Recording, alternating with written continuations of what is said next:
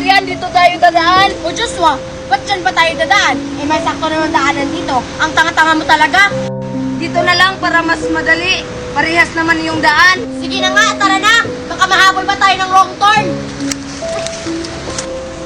Ivana, bilisan mo dyan. Baka mahuli pa tayo ng wrong turn. Nasaan na si Ivana? Bahala ka dyan.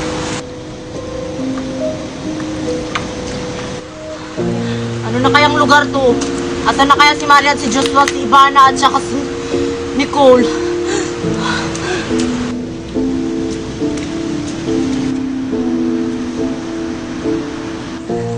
Siguro nito hindi na ako mahahabol ng wrong turn.